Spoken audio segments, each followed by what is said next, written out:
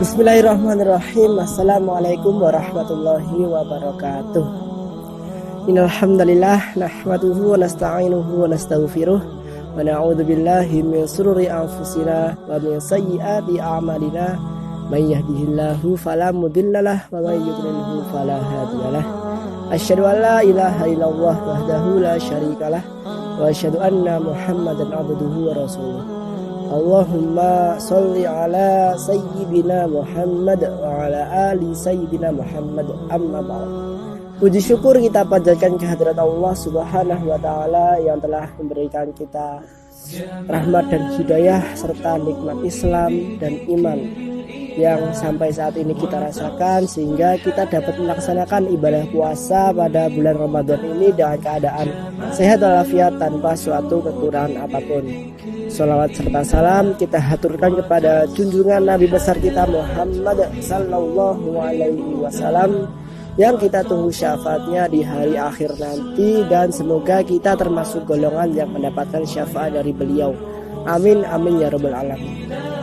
Nabi Muhammad sallallahu alaihi wasallam, siapa sih yang tak kenal dengan beliau? Beliau adalah seorang pemimpin yang baik, seorang manusia yang lembut hatinya, kemudian seorang manusia yang disiplin, yang taat kepada Allah Subhanahu wa taala.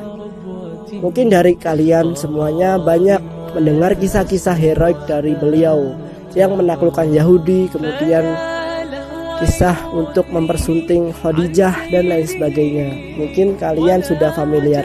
Nah, di sini ada cerita menarik dari beliau tentang kelembutan hatinya.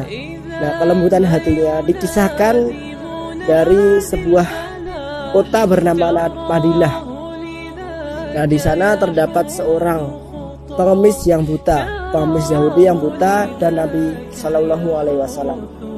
Di situ Nabi Shallallahu Alaihi Wasallam memberikan suapan, menyuapi pengemis tersebut, pengemis Yahudi yang setiap harinya itu menghina Nabi Muhammad Shallallahu Alaihi Wasallam.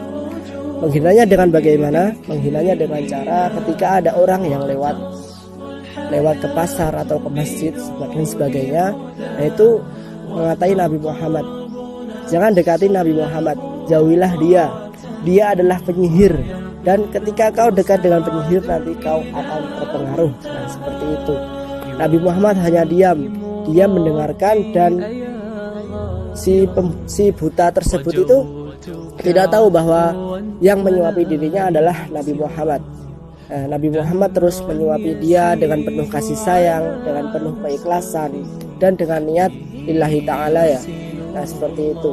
Kemudian sudah lama beliau menyuapi Yahudi tersebut, sudah lama kali, dan beliau menemui ajalnya wafat dan digantikan oleh seorang sahabat yang bernama Abu Bakar As-Siddiq. Nah, Abu Bakar As-Siddiq ini dengan niatan untuk melanjutkan amal dari Nabi Muhammad untuk menyuapi beliau, menyuapi seorang pengemis Yahudi. Nah, seperti itu. Ketika dia datang lalu menyuapi dengan penuh kasih sayang seperti Nabi Muhammad, tapi dengan kelembutan yang berbeda jauh dari Nabi Muhammad. Nabi Muhammad itu menyuapi beliau itu melembutkan nasinya dulu, baru dimasukkan ke mulut dari pengemis Yahudi tersebut. Nah, si Abu Bakar As-Siddiq ini berbeda, menyuapi ya sekedar menyuapi saja, sekedar seperti orang menyuapi dengan biasanya. Lalu pengemis itu tahu kalau yang menyuapi dia itu bukan seseorang yang dulunya menyuapi dia, ada orang baru. Maka bertanya, apakah engkau yang menyuapiku dulu? Ternyata bukan, beda rasanya. Sudah tahu bahwa yang dulunya itu adalah Nabi Muhammad SAW. Dan si pengemis ini bertanya, siapakah orang yang dulunya menyuapi saya, sebelumnya menyuapi saya?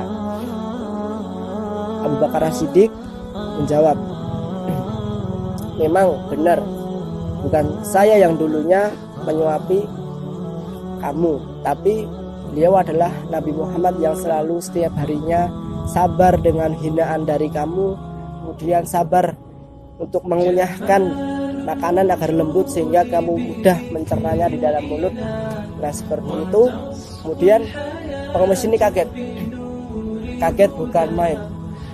Orang yang selama ini dia hina-hina dengan perkataan jauhilah dia penyihir dan lain sebagainya, akhirnya dia menangis meluapkan air matanya, menangis terseduh-seduh, dan akhirnya dia melantunkan sholawat Nabi asyhadu alla ilaha illallah dan akhirnya masuk Islam. Dan Abu Bakar As-Siddiq pun juga menangis karena kebaikan dibalas dengan kebaikan juga. Kebaikannya itu masuk Islam, dibalasnya. Nah, semoga dari hal ini kita dapat memetik suatu hikmah. Nah, berbuat baik itu dengan semua orang, entah itu status sosialnya rendah atau tinggi, kita wajib untuk berbuat baik kepada seseorang, seperti yang dilakukan Nabi Shallallahu Alaihi Wasallam, berbuat baik tanpa memandang harga diri, tanpa memandang derajat. Kepada pengemis dia berbuat baik, kepada sahabat juga berbuat baik, sehingga akan mendapatkan balasan yang tidak terduga-duga. Mungkin ketika kalian semua itu berbuat baik kepada orang, misalkan dengan mengangkatkan dagangannya atau membantu orang lagi kesusahan finansial seperti itu, nanti lambat laun setelah membantu akan mendapatkan balasan yang tiada terkira, tidak kita terduga-duga. Misalkan kita membantu orang yang kesusahan, yang kontraannya itu diusir dari kontraan, seseorang yang kurang finansial, kemudian kita membantu membayar kontraannya, akhirnya terbantu. Kemudian lambat laun beberapa tahun sudah menikah, kemudian jatuh sakit, kita tidak ada finansial atau uang, tidak ada siapa-siapa, lalu datanglah orang ini untuk membantu untuk menyembuhkan, dibawa ke dokter sehingga sembuh. Dan itulah hikmah yang kita ambil. Intinya jangan lupa berbuat baik kepada seseorang, entah itu status sosialnya pengemis sampai ke orang yang kaya sekalipun.